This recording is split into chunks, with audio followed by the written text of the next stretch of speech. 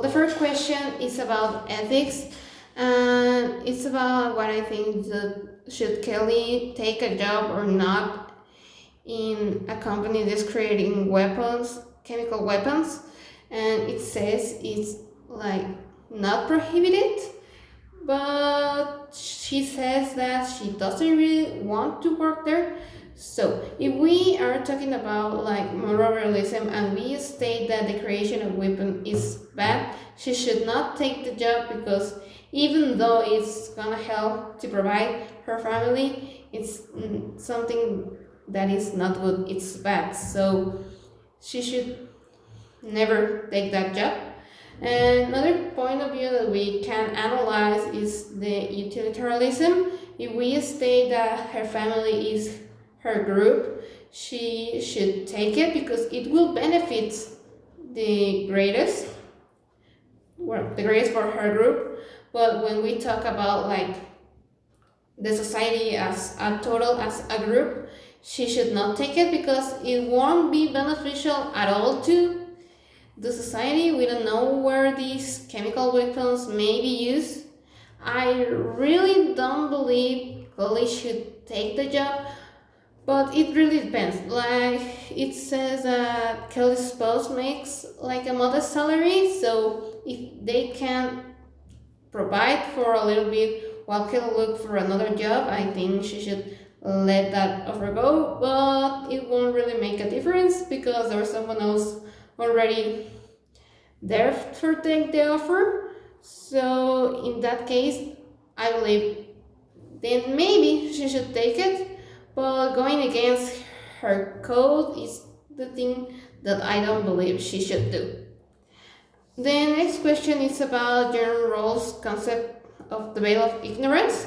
This refers to analyzing the world. Imagine we are going to be born and we don't know anything. Like, where are we going to be born? How are we going to be born? What race are we going to be? In what nation we're going to land? Or to say it like that. And I think this is like really interesting because when we talk about the lacks of our society and how it was developed, we see that there are some things that really need to change. What is the difference between hard power, soft power, and smart power? Well, hard power is like the one like brute force that is used to control and things like that. Like most of, how do you say this?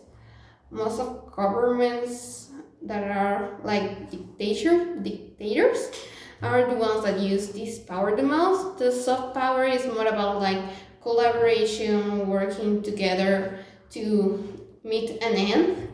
And this is what we normally see like in teamwork and things like that. Like there's a leader and inspires people to follow and do things like benefits the group.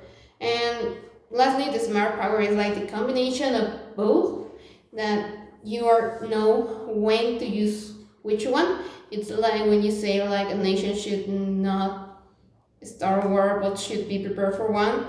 It's like, you know, it's not the best option to use the hard power, but if it's needed, you should do it. Next, what is intersectionality? Intersectionality refers to the categories in which a human can be established, and this is used to represent the oppression that each group has. Like we have more power, which has less power, because when we analyze how our society is built, we see that depending on where we are, we have more or less power, or we are more or less vulnerable.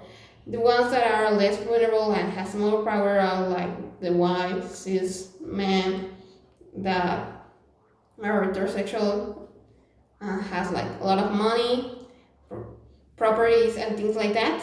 And the most vulnerable person might be someone who has a disability, a woman of color that's part of the LGBTQ community. That really interesting, the different categories, like the circle we saw in class, that are the are on the outside. That will be the most vulnerable person. And for the extra questions, I would like to answer, how do you think power influences love? Well, we saw this topic today, so when we're talking about love and how we see it nowadays, we can say that power influences on how the relationship develop.